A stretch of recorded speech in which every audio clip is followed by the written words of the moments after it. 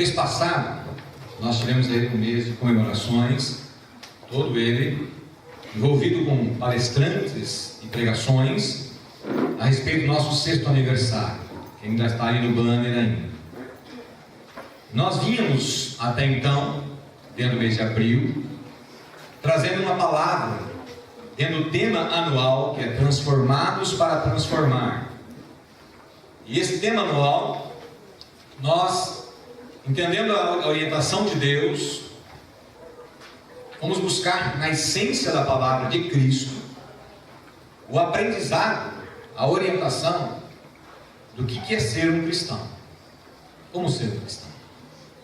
E realmente, na palavra de Cristo, que mais nos traz esse entendimento e essa orientação, não que as demais não tragam, mas é o Sermão do Monte. O Sermão do Monte é uma joia rara, uma joia mesmo, para que nós venhamos a entender e compreender o coração de Deus. E quando nós conhecemos o coração de Deus, a gente costuma dizer, precisamos estar no centro da vontade de Deus. E para que nós possamos estar no centro da vontade de Deus, nada mais oportuno do que nós conhecermos essa vontade através da própria boca de Jesus Cristo, quando Ele levou aos discípulos o Sermão do Monte. Decidimos então, domingo após domingo, trabalhar sobre esses temas, todo o Sermão do Monte, e sem pressa. Vamos trabalhar isso de acordo realmente com aquilo que Deus tem preparado para que nós possamos ser transformados, para que possamos ser transformadores. As duas coisas estão absolutamente interligadas. Transformados para ser transformadores. A igreja de Jesus Cristo é uma igreja extremamente ativa. Ela, desde quando Deus chamou Abraão para formar um povo, a intenção de Deus sempre foi transformados para transformar. Ainda que o povo de Deus, até Jesus, não tenha tido essa intenção no coração, o entendimento para ser assim, Jesus veio e traz então os ensinamentos que nós temos que ser um povo de Deus, transformados pela palavra, e automaticamente ser transformadores pela palavra. Então nós já tivemos falando sobre o Sermão do Monte, Mateus capítulo 5. Abram lá.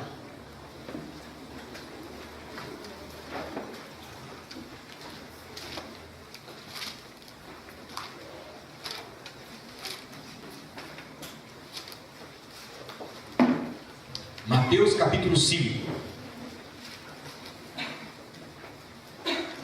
Assim diz a palavra do Senhor. Vendo Jesus as multidões, subiu ao monte, e como se assentasse, aproximaram-se os seus discípulos, e ele passou a ensiná-los, dizendo: Bem-aventurados os humildes de espírito, porque deles é o reino dos céus. Bem-aventurados que choram, porque serão consolados. Bem-aventurados os mansos, porque herdarão a terra. Bem-aventurados que têm fome e sede de justiça, porque serão fartos. Bem-aventurados misericordiosos, porque alcançarão misericórdia. Bem-aventurados limpos de coração, porque verão a Deus. Bem-aventurados pacificadores, porque serão chamados filhos de Deus. Bem-aventurados perseguidos por causa da justiça, porque deles é o reino dos céus. Bem-aventurados sois quando por minha causa vos injuriarem e vos perseguirem, e mentindo disserem todo mal contra vós. Regozijai-vos e exultai, porque é grande o vosso galardão nos céus, pois assim perseguiram os profetas que viveram antes de vós. Meu irmão, minha irmã, abaixe a cabeça, ore mais uma vez a Deus, peça ao Senhor que fale ao seu coração nesta hora, converse com você, que você possa estar aberto a essa preciosidade da palavra de Deus, que vamos nessa hora receber diretamente do Senhor, diretamente do Espírito Santo, ao nosso espírito, ao nosso coração.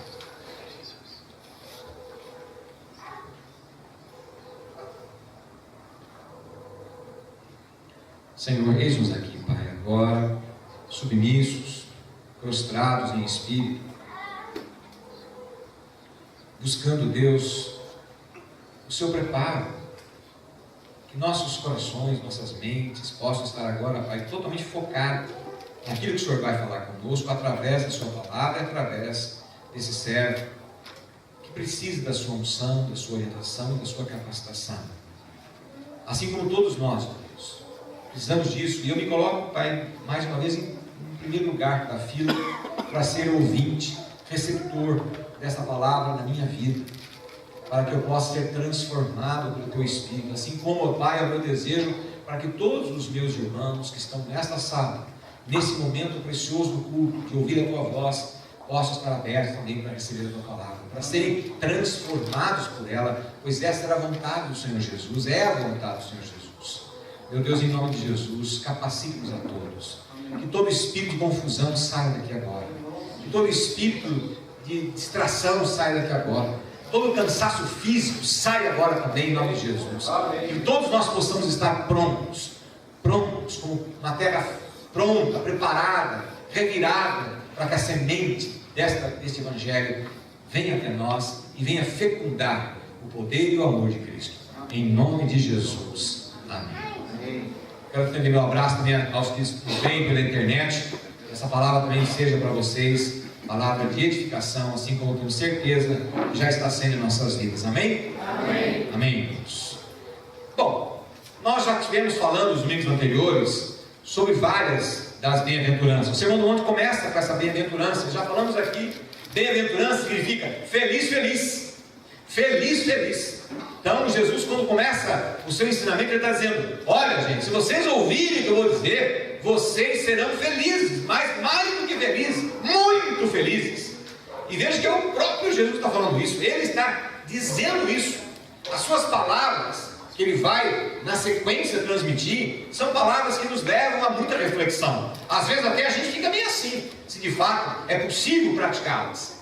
Este sermão, e começa todo o sermão com essas bem-aventuranças, dizendo: meu povo, se vocês derem ouvido, se vocês derem prestar atenção, se vocês deixarem essa palavra entrar na sua vida, vocês serão felizes. E ele arremata no versículo 12, dizendo o seguinte: ó, regozijai-vos e exultai. Ou seja, além de dizer vocês vão ver muito felizes, que é a palavra bem-aventurança, ele arremata dizendo: vocês vão se regozijar, vocês vão se exaltar. Exultar muito, quer dizer, é ficar muito feliz, excitadamente feliz, se vocês guardarem no coração esta palavra. Porque essa palavra vem sendo dita desde o começo do povo de Deus. E Jesus traz no monte, sentado de maneira carinhosa, mas extremamente contundente, estavam os seus discípulos, que estavam ali ao seu redor. E não eram tão somente os apóstolos, eram os discípulos. Os discípulos eram uma quantidade maior de pessoas que estavam com ele, ouvindo o que ele estava explicando. E nós já falamos sobre ser humilde. Humilde é a pessoa que se coloca diante de Deus para ouvir e dar ouvido ao que ele tem a dizer. Humilde é entender que eu preciso dele, e ele está num momento de graça, distribuindo esta alegria. Humilde é quem se coloca para ouvir. Ele está dizendo que aquele que é humilde vai receber o reino de Deus. Também ele diz que bem-aventurados que choram, porque serão consolados. E o choro aqui não é um choro, mero choro, porque perdeu alguma coisa, que bateu o carro, porque teve um problema, porque teve uma desavença. Não, esse choro é o choro de resignação ao que você é um pecador. É o choro de compreensão que eu sou pecador, que eu peco, e peco todos os dias. E todos os dias eu preciso e careço da misericórdia de Deus. Então somos pecadores, todos nós sem exceção. E quando é que eu choro? Quando eu me conscientizo da minha fragilidade, eu me conscientizo da minha pequenez, eu me conscientizo que eu não quero pecar, mas peco. Eu não quero fazer o mal, acabo fazendo. Eu não quero praticar atos que não são condizentes com a vontade de Deus, eu pratico. Mas quando eu choro diante de Deus, reconhecendo que sou pecador, então Ele está dizendo que você vai ser consolado. Ele está dizendo que você vai ser consolado. Ele disse: bem-aventurados os mansos, porque herdarão a terra. E manso, o que é manso? Manso é aquela pessoa que tem a consciência da grandeza de Deus. Manso é aquela pessoa que chega diante de Deus, pronto a ouvir e obedecer a voz de Deus. Manso é aquela pessoa que não é rebelde. Manso é aquela pessoa que se coloca diante de Deus e diz assim: Pai, eis-me aqui, cumpra-se em mim a sua vontade. Esse é o manso. E o que ele diz do manso? O manso vai herdar a terra. Aquele que obedece a voz de Deus herdará a terra. Nós já falamos, bem-aventurados que têm fome e sede de justiça, porque serão fartos. E qual é essa justiça? É a justificação primária de Deus sobre a nossa vida. É a sede de receber de Deus o perdão dos nossos pecados, a sede de receber de Deus o entendimento que Jesus Cristo morreu na cruz por você, que Jesus Cristo morreu e justificou você diante do Pai, que você não tinha todas as condições de ir para o inferno, viver na terra no inferno, mas não vivemos nem aqui na terra no inferno, nem vamos para o inferno, porque somos justificados diante de Deus. Deus nos justifica, Ele morreu para justificar você. Então, quando nós entendemos isso e queremos a justiça de Deus na terra, nós teremos o quê? Fartos. Bem-aventurados misericordiosos, porque alcançarão misericórdia. Misericordioso é aquele que se compadece daquilo que está acontecendo ao seu redor. Misericordioso é aquele que sente a dor do outro. Misericordioso é aquele que sente a tribulação do outro e estende não somente a mão, mas uma palavra de conforto, uma palavra de ânimo. Aquele que não somente diz, meu irmão, vou orar por você, mas é aquele que diz assim, meu irmão, vou orar por você, e eis a minha mão estendida para te ajudar. Misericordioso é aquele que se envolve em amor para com aqueles que necessitam. Ele está dizendo que os misericórdios receberão misericórdia. E por fim, tema de hoje, bem-aventurados os limpos de coração, porque verão a Deus. Limpos de coração. Qual é o sentido bíblico de coração, meu irmão, minha irmã? Toda a Bíblia, do Velho Testamento até Apocalipse, quando fala de coração, ele está falando do quê? O centro da personalidade do ser humano. Fala da mente, fala das emoções, fala da vontade, das decisões oriundas dessa vontade. Quando a Bíblia fala de coração, ela está dizendo que é o ponto mais forte do ser humano. É o centro da sua vontade, é o centro da sua personalidade, é o centro das suas emoções, é o centro das suas decisões.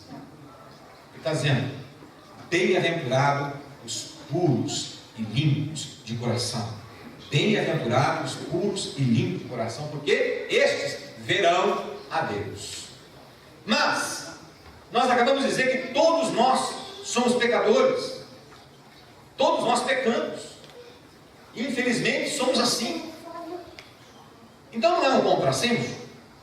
Não parece um contrassenso quando ele diz assim, muito feliz será os que são puros de coração. Ou seja, que não tem pecado, puro de coração. Aquele que não comete nenhum deslize, puro de coração. Não parece um contrassenso? A Bíblia diz com clareza aqui, em Romanos 3,10, não há um justo sequer, nenhum sequer, não há um único que pode dizer na face da terra, nem houve, nem há e nem haverá. Um único que pode dizer, eu nasci, cresci, vivi e não pequei. Lá em Romanos ainda 3,23 diz, todos pecaram e todos carecem da graça e da glória de Deus. Todos. Então, se todos pecaram, todos são pecadores, não seria um contrassenso de Jesus dizer que só os puros verão a Deus?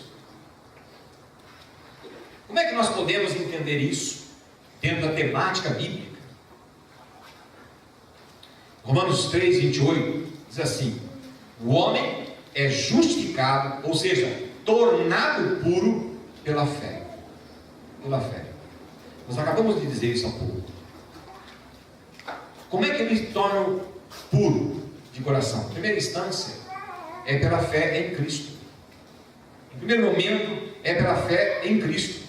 João Batista, quando Jesus estava chegando para ser batizado, e hoje na escola dos fundamentos da fé cristã, aliás, quero abrir um parênteses aqui, nós iniciamos agora o curso, que são de 13 lições, dos fundamentos da fé cristã. Nós estamos em 3 alunos. Eu quero convidar quem assim desejar de participar desse curso, que é uma bênção. É os fundamentos da fé cristã. É aquilo que vai dar a sustentação para a sua fé, para a sua vida de um cristão, de uma cristã. Então aqueles que querem participar ainda têm tempo de entrar e participar conosco todo domingo às 10 horas da manhã aqui na igreja. Nós estamos tendo esse curso, são de 3 lições e é realmente algo que vai dar sustentabilidade para todo aquele que quer crescer com Deus, que ainda não tenha tido a oportunidade de ter um curso assim. Você vai aprender sobre Jesus, vai aprender sobre o Espírito Santo, vai aprender sobre Deus, vai aprender sobre o trabalho do Espírito Santo na nossa vida, o trabalho do Espírito Santo na igreja, como é que nós nos produzimos na igreja, como é que nós vamos nos conduzir na igreja, no reino de Deus, como é que Deus vai agir através da gente, e como é que Deus vai operar na sua vida. Então, é tremendo. Fecha parênteses. Feita propaganda, voltemos ao tema.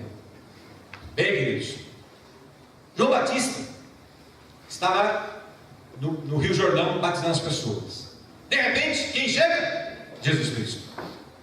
Jesus Cristo chega para ser batizado. E no momento do batismo de Jesus, o que ele diz? Eis o Cordeiro de Deus, que tira o pecado do mundo. O que é essa palavra, João Batista? Eis o Cordeiro de Deus, que tira o pecado do mundo. O costume do judeu até então, até a época de Jesus, quando havia um pecado na pessoa ou na família, como é que ele resolvia a questão diante de Deus? Nós aprendemos no nosso curso. Aquela família ou aquela pessoa levava até o templo, até o sacerdote, um animal sem defeito nenhum, de preferência um cordeiro. E esse cordeiro é entregue ao sacerdote.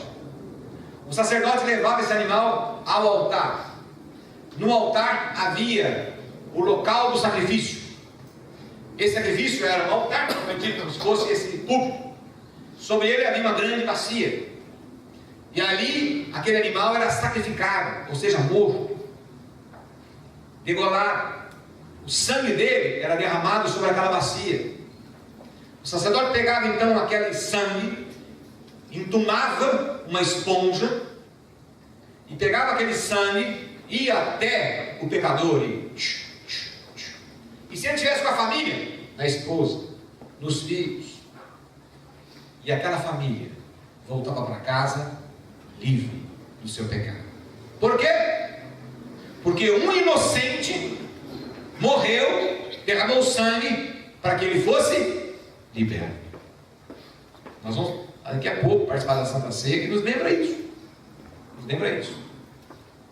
Então, quando Jesus chega para João Batista diz assim: eis o Cordeiro de Deus. Para nós falar isso hoje talvez ficasse um pouco fora de contexto, porque nós não matamos animal nem para fazer mais isso, não está na nossa cultura, mas na cultura deles isso era mais do que habitual. Então eles entenderam plenamente. Eis o Cordeiro de Deus, que tira o pecado do mundo. Então Jesus é o justificador, é aquele que tira o pecado do mundo. Jesus, Paulo diz, Jesus é aquele que nos liberta e nos libertou do império das trevas e nos transportou para o reino do seu amor. Está lá em Colossenses 1,13. João Batista, quando diz isso, ele diz também: é chegado o reino de Deus. João Batista fala as duas coisas, mostra Jesus como o Messias, o Salvador, e diz: é chegado o reino de Deus. E Paulo vem e diz em Colossenses 3:1-13, diz que Jesus Cristo nos transporta do reino das trevas e nos leva para o reino do amor de Jesus Cristo. O que é isso, queridos? Quando nós estamos querendo entender a questão de que coração puro, a primeira coisa que nós temos que compreender é que o coração puro se atinge pela justificação de Jesus Cristo. Sem a justificação de Jesus Cristo, sem você tomar posse do sacrifício de Jesus na cruz do Calvário, não há como ter coração puro. Não há. O coração puro só vem através do sacrifício de Jesus. Portanto, todo aquele que recebe Jesus como Senhor e Salvador, confessa-se diante de Deus como pecador, recebe o sangue de Jesus, crê que Jesus Cristo nasceu, morreu na cruz e entregou a vida dele por você. Todo aquele que entrega a vida para Jesus, este é puro. E nós aprendemos hoje ainda, ao qual dizíamos que Jesus Cristo vai olhar para você, vai olhar para mim, e se Deus olhar para mim e para você de maneira direta, ele vai encontrar o quê? Um coração pecador. Porque nós pecamos em pensamento, nós pecamos em sentimentos, nós pecamos em atitudes, nós pecamos. E pecamos da hora que acorda, à hora que deitamos. João diz assim: filhinhos, não pequeis. Não, nós não temos que pecar. Infelizmente pecamos, mas não devemos pecar. Aí João diz: filhinhos, não pequeis. Se todavia você pecar, tendes um advogado junto ao Pai, Jesus Cristo. Jesus Cristo. Tendes um advogado junto ao Pai, Jesus Cristo. Por isso que nós somos purificados. É em Cristo, no sangue de Jesus. Não nos nossos méritos. Porque pelos nossos méritos não há salvação. Porque por um único pecado nós somos condenados ao inferno. Portanto, sem Jesus, impossível se achegar a Deus, impossível ter coração puro. A primeira questão, queridos, é que para nós termos coração puro, é sermos regenerados em Cristo Jesus. Sem Jesus, não há coração puro. E sem coração puro, não verá Deus. Porque aqui está dizendo: os que de coração puro verão a Deus.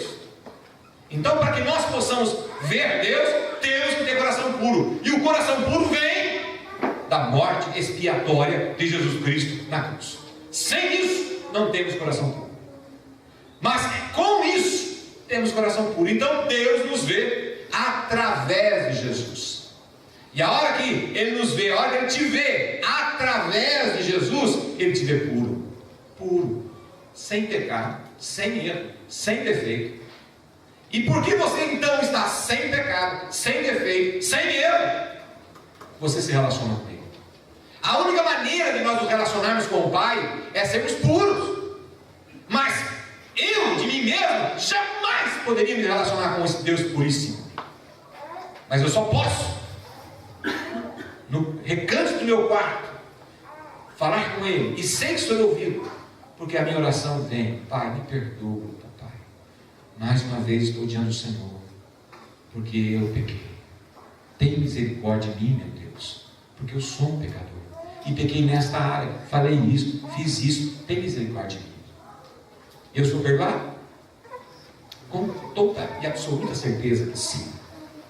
Porque coração contrito, coração derramado diante de Deus jamais será rejeitado. Jamais será rejeitado. Coração altivo, coração orgulhoso: eu não peco, eu não crio nenhum problema, eu não faço nada errado. Coração altivo jamais estará diante de Deus num nível de relacionamento puro, de coração puro. Primeiro ponto, então, para que nós tenhamos coração puro, é compreender que a pureza advém de Jesus Cristo. Segundo ponto, aí vem o nosso comportamento. O nosso comportamento é um outro fator agregante ao coração puro. Nosso comportamento. Davi disse: Senhor, vê se há em mim, no meu coração, alguma coisa que te desagrada. Ou seja, Davi tinha a ousadia de chegar diante de Deus e falar assim: entra aqui dentro, e se tiver qualquer coisa que está desagradando, meu Deus, traga à tona, porque eu tenho que resolver contigo. Ou seja, há que haver também da nossa parte um processo de comportamento, a nossa atitude. E a primeira atitude para que nós tenhamos coração puro com Deus é compreender essa dimensão que Paulo está falando de reino, que João Batista falou de reino. Quando João Batista vê Jesus, ele diz: é chegado o reino de Deus. O próprio Jesus disse isso várias vezes. É chegado o reino de Deus. E perguntaram para Jesus: aonde está o reino? Ele disse: não está lá, não está acolá, está dentro de você. Portanto, o reino de Deus agora é uma forma de entendimento, de pensamento, de compreensão, que as coisas de Deus funcionam completamente diferente. Há, portanto, o reino de Deus e há, portanto, o reino das trevas. É isso que Paulo deixa claro. E vou repetir, Colossenses 1,13. Jesus nos libertou do reino das trevas. Presta atenção, do reino das trevas, para nos transportar para o seu reino, que é reino de amor. Portanto, há dois reinos, querido irmão. Dois reinos. Há o reino das trevas e há o reino do amor de Deus. E aonde estão esses dois reinos? Dentro de cada um de nós. Porque do coração procedem todas as coisas, disse Jesus. Aonde estiver o teu tesouro, aí vai estar o teu coração. Ou, mudando a frase, aonde estiver o teu coração, vai estar o teu tesouro. Ou seja, aonde estiver o seu pensamento, o seu sentimento, a sua personalidade, as suas emoções e as suas decisões, ali vai estar o teu coração. E ali ele pode estar sujeito. O que é sujeito? Debaixo do reino das trevas ou do reino de Jesus. Presta atenção que não é porque você já é puro de coração por conta de Jesus que você vai viver plenamente o reino de Deus dentro de você. Você já pode ser de Jesus, entretanto estar vivendo deliberadamente o reino das trevas. Por quê? O reino das trevas tem a ver com a maneira que você entende este reino, que tem a ver com as tuas emoções, tem a ver com os teus pensamentos, tem a ver com os teus valores e princípios da sua vida. Portanto, nós podemos estar libertos do sangue do Cordeiro, todavia aprisionados no reino das trevas por puro desconhecimento e por puro mau comportamento. Por isso que Jesus disse lá em Ezequiel: o meu povo perece por falta de conhecimento. O que é perecer? Estar vivendo no pensamento, no sentimento, nas emoções, nas decisões, coisas que são pertinentes ao reino das trevas e não ao reino de Jesus. É por isso que ele está dizendo: o puro de coração, você é muito feliz. Mas ele é puro de coração quando ele tem essa primeira questão, essa prerrogativa de ser lavado no sangue do Cordeiro. Mas o segundo é o comportamento. E aí nós temos que compreender, queridos, que esse reino de Deus versus o reino das trevas é profundamente diferente, ainda que ambos podem estar dentro da gente, mas é profundamente diferente. Enquanto o reino das trevas traz destruição, traz dor, traz separação, traz morte, e o reino das trevas só faz isso. Ou seja, estamos falando do coração. Então, se no teu coração as medidas que você tem de sentimento, pensamento e atitudes têm a ver com o reino das trevas, o que emergirá do seu coração? Dor, destruição, morte. Porque o reino das trevas só produz isso. Produz isso. Por isso que nós temos que compreender o que nós vamos agir, se no reino das trevas ou se no reino da luz. Por isso que ele está dizendo: os puros de coração verão a Deus. E o reino de Deus? O reino de Deus, quando dentro de você, o que ele produz? Reconciliação. Reconciliação com Deus. Reconciliação. Reconstrução. Restauração. O que é tudo isso? Fazer de novo. Promover de novo aquilo pelo qual Deus criou a imagem e semelhança de Deus. Deus, quando criou cada um de nós, nos criou a imagem e semelhança dele. Entretanto, por nós permitirmos que o reino das trevas habite de nós e seja ele o condutor das nossas emoções, o condutor dos nossos pensamentos, o condutor das nossas atitudes, nós passamos a emergir dentro de nós e a criar dentro de nós o reino das trevas. E o que nós vamos escolher? Morte, destruição, tristeza, dor. Mas quando nós entendemos o reino do Senhor Jesus, que está dentro de nós, e fazemos dentro de nós algo real, então ele gera o quê? Restauração, reconstrução. Ele vai gerar paz, vai gerar amor e vai gerar vida. Perceba que é diametralmente oposto. Enquanto o reino das trevas dentro de você vai gerar na sua vida essas questões de destruição e morte, no seu casamento, no seu relacionamento, no relacionamento com os pais, com os filhos, filhos com o pai, com os irmãos da igreja, na sociedade, no trabalho, o reino das trevas só reproduz isso: dor, destruição, morte. E o reino de Deus? O reino de Deus produz restauração, reconstrução, reedificação, paz, amor e vida. Portanto, nós temos que entender isso, queridos. Quando Jesus está dizendo aqui, se o coração for puro, você vai ter Deus. E não é só ver Deus quando você for translatado para o lado dos céus, depois que você morrer. Você vai ver Deus nas atitudes da sua vida aqui e agora. Você vai ver Deus em cada momento da sua vida.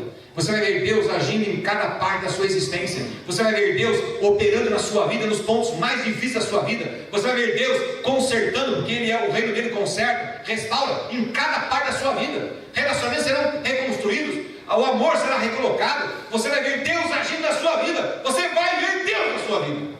É isso que Ele está dizendo aqui.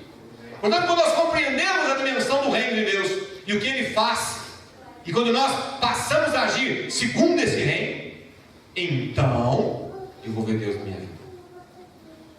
Essa é a proposta de Jesus. O que Ele está dizendo é isso. Ele está dizendo, se você entender isso, se você viver isso, você vai ver Deus na sua vida.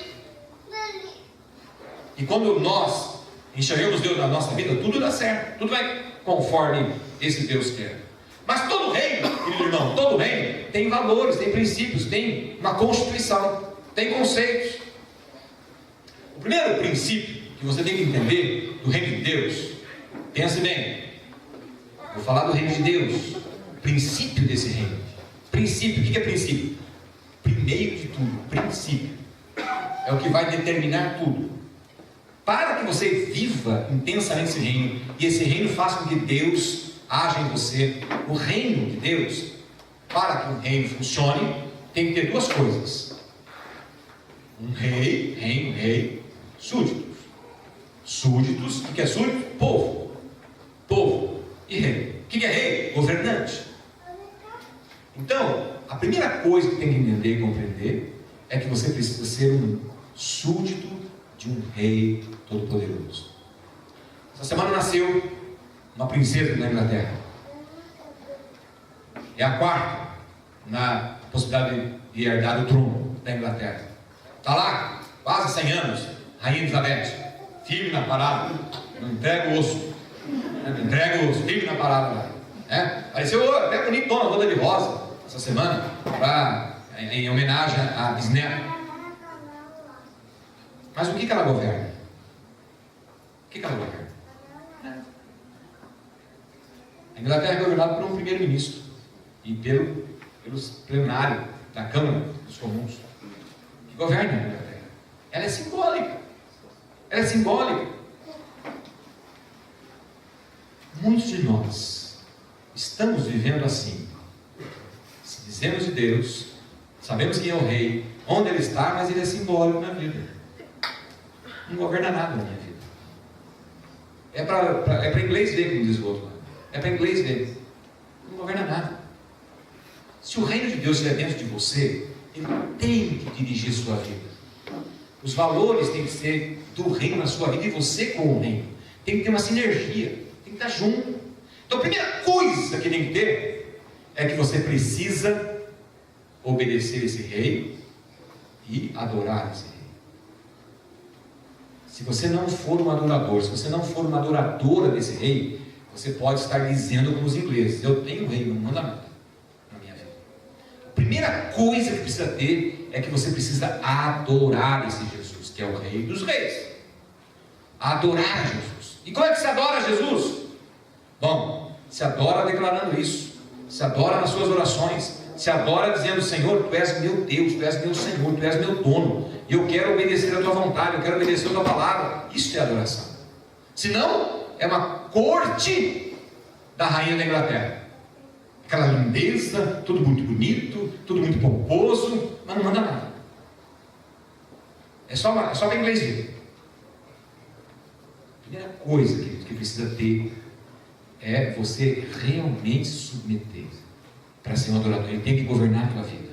Você quer o reino de Deus agindo na sua vida? Você quer Deus agindo na sua vida? Adore a Deus. É o primeiro princípio desse reino. Sem adoração, não tem reino de Deus na sua vida. Não tem. Não tem. Você está vivendo um termo parecido com a Inglaterra. Não tem. Adore a Deus. Segundo princípio desse reino, ame a Deus. Uma coisa é adorá-lo, outra coisa é amá-lo. Amar a Deus. O que é amar? Amar não é um sentimento, amar é uma atitude. Eu quando diz eu amo minha esposa, não é um sentimento, é uma atitude de respeitá-la, de cuidar dela, de andar com ela, de cuidar de cada detalhe da vida dela. Isso é amar. Não é um sentimento. Sentimento é paixão, que os jovens têm, começa com 6 meses, acaba. depois vão para o divórcio, porque pensa que acabou o amor. Confundir amor com paixão. Amor é uma decisão que você toma em servir.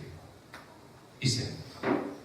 Amor é eu tomo uma decisão de servir o outro. Isso é amor. Cuidar do outro. Isso é amor. Então, quando eu amo a Deus, eu tomo a decisão de servir a Deus. Se você não tiver o sentimento de servir a Deus, então você está no reino errado. Você pensa que está no reino de Deus, mas não está. O reino, você pensa que está no reino, mas o reino não está dentro de você. Você precisa ter a convicção de que o reino está em você. E por último, dentro desse princípio, o que a Bíblia nos ensina? Ame a Deus, mas ame também. Quem vai me ajudar? Ame a Deus, mas ame também o próximo como? A ti mesmo. O reino de Deus tem princípios. O Brasil tem Constituição. A Constituição do Brasil rege esse país. Pode até não obedecer, fazer as coisas erradas, mas que a Constituição existe. Se você fraudar a Constituição, você vai preso. Então, qual é a Constituição do reino de Deus? Adore a Deus, ame a Deus e ame ao próximo. De novo, amar significa uma atitude. Quando Jesus veio à terra, ele ensinou pelo exemplo, não só pela palavra, que o amor é algo absolutamente participante do reino dele, porque ele é amor. Deus é amor. E quando ele fala que nós temos que amar, ele está falando da essência do reino de Deus. Então, se você quer realmente ter um coração puro, se você quer Deus agindo na sua vida, adore e ame. Adore a Deus, ame a Deus sobre todas as coisas e ame o teu próximo como a ti mesmo. Perguntaram para Jesus qual é o maior dos mandamentos. Esse. Adore a Deus, ame a Deus e ame o teu semelhante. É o maior dos mandamentos do reino de Deus. Do reino de Deus. Portanto, se nós não estivermos imbuídos, meu irmão e minha irmã, de um amor pelo outro, então você está vivendo uma complicação de reino. É um reino meia boca. É um reino que não é um reino. Mas Deus está dizendo, se você viver intensamente o reino de Deus, então você terá um coração puro. E com o coração puro, você vai ver Deus na sua vida. Vai ver Deus curando, restaurando, consertando, reedificando, porque esta é a lei do reino de Deus. Vai gerar paz na sua vida, vai gerar amor e vai gerar a vida, o progresso, a prosperidade. É isso. Deus é um Deus que gera tudo isso. Mas é necessário que nós entendamos isso. Então eu preciso compreender isso. Esses são os princípios. E quais são os valores desse reino? Então os princípios é adorar, amar a Deus e amar o próximo. É o princípio do reino. E os valores? Os valores é o seguinte: cada cidadã deste reino precisa ter 3 coisas. No mínimo 3 coisas. Presta atenção, porque isso é hiper importante. Hiper importante. É preciso ter 3 coisas para estar dentro deste reino, ser cidadão deste reino, ser cidadão deste reino. 3 coisas. Primeiro, integridade. Íntegro. Jesus deixou isso claro, que é preciso que nós tenhamos integridade, sermos inteiros. O que é ser inteiro? De novo, sem pecado? Não. Inteiro é aquela pessoa que se coloca de maneira inteira diante de Deus e procura andar nos caminhos do Senhor. E toda vez que causar algum dano, causar algum pecado, gerar qualquer coisa que está errado, volta-se para Deus, pede perdão, conserta-se com Deus e segue em frente. Essa semana nós estávamos conversando sobre um determinado programa que saiu na televisão, não sei quem chegou a ver, sobre a maneira das pessoas se comportarem. Eu peguei um pedacinho do programa, achei interessante, queria ter visto mais, mas não vi, só vi um pedaço. Colocaram o programa num táxi e começaram a colocar uma carteira no banco traseiro, só que gravando tudo. Gravando. Primeira coisa, fizeram com o taxista. Então o passageiro entrou, deliberadamente deixou uma carteira com dinheiro dentro, e o taxista viu, e eles filmaram. Aí um dos taxistas pegou a carteira, abriu a porta, foi lá no porta-mala e jogou a carteira dentro do porta-mala escondido. Só que eles estavam filmando tudo isso. Aí o repórter chegou para ele e perguntou assim: eu estou aqui fazendo uma pesquisa. Queria perguntar para o senhor sobre integridade, sobre honestidade. Se o senhor achasse uma carteira, o senhor devolveria para o dono? Claro, claro. O senhor devolveria? Devolveria. E o que o senhor acha da pessoa que pega uma carteira dessa e não devolve, esconde? Aí ele já começou a se coçar, porque ele percebeu que alguma coisa tinha diferente. Ele tinha acabado de colocar a carteira escondida no porta-malas. Tinha acabado de colocar. E aí, evidente que não aparece nem o táxi, não aparece nem a pessoa, o rosto dele é encoberto. Segunda experiência foi interessante, foi com o passageiro. Aí o taxista agora é com eles. E largaram a carteira e uma passageira, uma senhora muito bem vestida, desceu do aeroporto, muito bem vestida, elegante. E a câmera escondida no táxi. E aí a câmera pega a mulher, o que ela faz? Ela pega um livro, ela senta, a carteira está do lado, ela dá uma olhada na carteira e tem dinheiro. Ela pega um livro e põe em cima da carteira. Ela fecha o livro com a carteira dentro. E abre a bolsa e quando ela desce do táxi, o repórter, não tem isso. E a minha pergunta: o que é uma pesquisa? Quero saber da senhora, o que a senhora acha das pessoas que pegam uma carteira e guardam e não devolvem para o dono? O que a senhora acha? Ah, tem que devolver, assim, um negócio desse. Então, e aí vai, e daqui a pouco, pá, revela tudo. E a mulher tem que abrir a bolsa, pegar a carteira e devolver para o repórter. E ela está vendo a câmera filmando. Claro que também não apareceu o rosto dela, nem nada. Preservaram a identidade dela. Mas mostra o quê? Nós sabemos falar e não sabemos agir. Nos falta integridade. Integridade. Ouvi essa semana dizer assim que a honestidade aparente é a pior coisa que tem. Porque a honestidade aparente é só que está aos olhos de quem está vendo.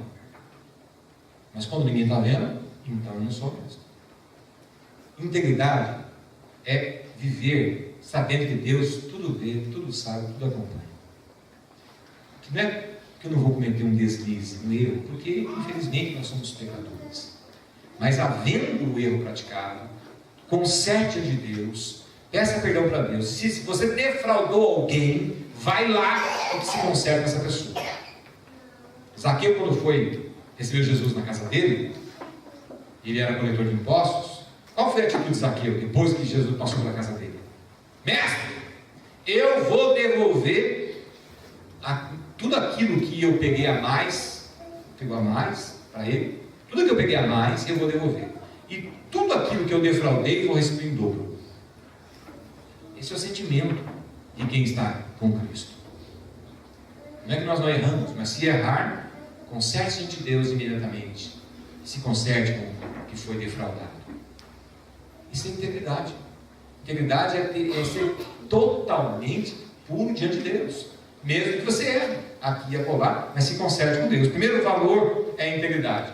O segundo valor do reino de Deus é a obediência. Obediência. Jesus contou uma parábola. Um pai com 2 filhos.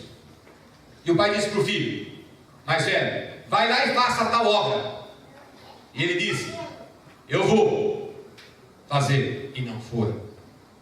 Foi para o segundo filho: vai lá e faça tal obra. Não vou, pai. Mas foi e fez. Qual foi o filho que foi obediente? O que disse que não ia e foi? Ou o que disse que ia e não foi? Quantos de nós somos cristãos assim? Dizemos para Deus que vamos fazer, que vamos agir, que vamos fazer a obra do Senhor, que vamos ajudar, que vamos ir na igreja, que vamos fazer uma série de coisas. E não fazemos. O primeiro obstáculo que aparece nos impede de cumprir a vontade de Deus. O reino de Deus se estabelece na vida dos obedientes. É o segundo valor. O primeiro valor é a integridade. O segundo valor é a obediência. E terceiro valor? O terceiro valor é perseverança. Perseverança. Se você olhar as cartas de Apocalipse, elas vão terminar todas elas dizendo assim: ao vencedor darei isto e aquilo. Ao vencedor, que significa? Que é preciso ter perseverança, meu irmão. É preciso lutar. Nós temos que lutar contra 3 coisas fundamentais na nossa vida. A primeira é contra a tua natureza. Eu sempre tenho dito: o maior inimigo do Anísio é o Anísio. Eu preciso lutar com o Anísio, Porque o Anísio pensa coisa que não é para pensar, o Anísio sente que não é para sentir, o Anísio faz o que não é para fazer, e cada uma dessas atitudes, cada um desses pensamentos, cada um desses sentimentos desagrada o coração de Deus. E eu preciso mostrar para o Anísio, lutar com o Anísio, que maior é o que está em mim, que eu fui lavado no sangue do Cordeiro, que eu fui crucificado com Cristo, que a minha natureza foi crucificada lá com Cristo. Entretanto, volta e meia, eu tiro da cruz e trago para a minha vida de atividades normais. Eu preciso lutar contra o Anísio constantemente. Você tem que lutar contra você, porque você precisa compreender que você tem que perseverar nos caminhos do Senhor. O segundo inimigo que você tem que lutar é o diabo. O diabo é um inimigo feroz, ele está ao teu redor, lutando para que você faça coisa errada, para que você tome decisão errada, para que você sinta coisa errada, para que você pense coisa errada. Ele não tem nenhuma autonomia sobre você, mas ele pode gerar cenário na tua vida. Ele pode gerar circunstâncias na tua vida, para que você venha cair em pecado, e a hora que você pecar, não adianta dizer, foi o diabo que me levou a isso, porque a decisão foi sua. A decisão é toda sua. Ele nunca te obrigará a nada, ele vai criar circunstâncias para que você caia em pecado. E aí, ele é habilidoso. Ele é habilidoso. Ele vai esperar o momento que você está irritado, para que você fale uma palavra que não devia falar para a tua esposa, para o teu marido. Ele vai esperar o momento que você está fragilizado nas emoções, para poder ir em busca de algo que não deveria buscar. Ele vai esperar você estar numa situação delicada no seu trabalho, para que você possa praticar um ato que não deveria praticar. Seja o que for, ele vai criar circunstâncias para que você caia em pecado. Caindo em pecado, você perde a condição maravilhosa da companhia de Deus. O que você precisa fazer? Voltar-se rapidamente para o Senhor. E em terceiro lugar, é o mundo, irmão. O mundo com todas as circunstâncias culturais que o mundo está trazendo para todos nós. O mundo está trazendo cultura, que é um comportamento que agride a palavra de Deus, que agride a vontade de Deus. E não adianta você imaginar que o que você está fazendo de errado, Deus está concordando, porque Deus não concorda. Deus não concorda. E toda atitude que está em rebeldia à palavra de Deus, na sua vida, está te tirando o coração puro. E ao tirar o coração puro, está tirando de você o ver Deus na sua vida. Entende o caminho? Por que eu estou dizendo que nós precisamos buscar uma vida íntegra com Deus? Porque quando nós estivermos vivendo assim, nessa condição de coração puro, a Bíblia está dizendo que nós vamos ver Deus na nossa vida. É preciso compreender que nós temos que buscar de maneira intensa o reino de Deus. Buscar o reino de Deus. E para finalizar, querido, fazer morrer realmente tudo aquilo que está causando uma dificuldade na sua vida de viver intensamente o reino de Deus. Coração puro é entender que Jesus Cristo é o único que me purifica, e entender que há um reino de Deus dentro do teu coração, dentro da tua vida, com valores e princípios, para que você possa, ao viver com Ele, desta forma, ter intensamente o reino de Deus na sua vida. Viver o reino de Deus é decisão. Ser salvo por Jesus é graça. É graça. É graça de Deus. Não merecida. Agora viver no reino de Deus é decisão. Eu decido por amar ao Senhor, por adorar. Eu decido isso. Eu decido amar o meu próximo. Eu decido ter uma vida íntegra. Eu decido obedecer ao Senhor. E eu decido não desistir. Continuar firme, mesmo que eu caia em pecado aqui e acolá. Mesmo que eu venha causar tristeza ao meu Senhor, hoje ou amanhã, mas ao fazer isso, eu vou pedir perdão, eu vou me reconciliar com Deus, eu vou voltar aos caminhos do Senhor, eu vou voltar a orar, eu vou voltar a ler a Bíblia, eu vou voltar a ser frequente na igreja, eu vou voltar a ter uma relação com Deus, eu vou voltar a fazer o que Deus quer que eu faça, e assim eu vou estar gerando dentro de mim o reino de Deus. E quando eu oro muito isso. Eu oro muito, Deus, venha o teu reino na minha vida, Deus, venha o teu reino. Eu oro muito isso. Eu oro muito para que Deus traga o reino na tua vida. Eu oro muito para que Deus traga o reino de Deus nessa igreja. Eu oro muito por isso, porque eu sei que se o reino vier, essas coisas virão junto. Essas coisas virão junto. Não há como viver o reino de Deus sem integridade. Não há como viver o reino de Deus sem amor. Não há como viver o reino de Deus sem adoração a Deus. Não há como viver o reino de Deus sem obediência. Não há como. Mas quando eu entendo essas coisas, e eu me ponho a caminho dessas coisas, e tomo a decisão de assim agir e assim proceder, então o meu coração se torna puro. e porque o meu coração é puro, então eu verei a Deus na minha vida. Entenderam isso? Essa é a complexidade, que não é complexo no sentido complexo, é simples, está na palavra. E quando cada um entende isso, compreende isso, então ele será o quê? Bem-aventurado. Bem-aventurado. Você quer ser feliz? Você quer ter uma vida feliz? Entenda o que Deus está falando com você. Porque o que Deus diz, funciona. O que o mundo diz, não funciona. O que o diabo diz, não funciona. O que a tua carne diz, não funciona. Mas o que Deus diz, funciona. Passarão anos, passarão gerações, mas essa palavra não passará. Ela serviu no primeiro ano da igreja, lá nos tempos remotos, ela serviu na Idade Média, ela serviu no século XIX, ela serviu no século XX e ela continua servindo no século XXI. E vai continuar assim até a volta de Cristo. Por isso, meu irmão, que você possa realmente tomar uma decisão na sua vida. De novo, amar é uma decisão, seguir o reino é uma decisão, porque Deus já te escolheu para isso. Deus já proporcionou isso para você no momento que você aceitou Jesus como Senhor e Salvador. Então é preciso, nesse momento, nessa hora, entender que coração puro é uma decisão. Uma decisão de aceitar Jesus como Senhor e Salvador. Uma decisão de buscar Jesus para ser lavado no sangue dele. Uma decisão de procurar andar nos caminhos de Deus. E quando você decide isso, saiba que você vai ver Deus na sua vida. Pois essa é a promessa de Deus. Quiçá, meu irmão e minha irmã, você tenha o desejo essa noite de querer ver Deus. Baixe sua cabeça, ore ao Senhor agora e peça ao Senhor que proporcione para você exatamente isso, um coração puro.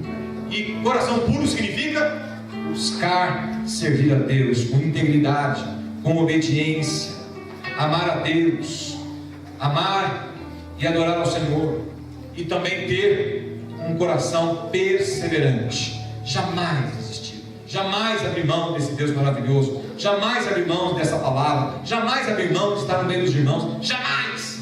O diabo vai querer que você se separe desse momento que você está hoje cultuando. O mundo vai querer que você não venha aqui te oferecendo um monte de coisa, prazeres, diversões. O mundo vai trazer muita coisa para você se distanciar de Deus. Mas quando o mundo, o diabo e a sua carne se unem, a destruição é certa. Mas quando você se une ao Senhor, a Jesus, em oração, e busca o reino de Deus, você verá verdadeiramente a Deus. Olha o Senhor agora, eu vou orar por você.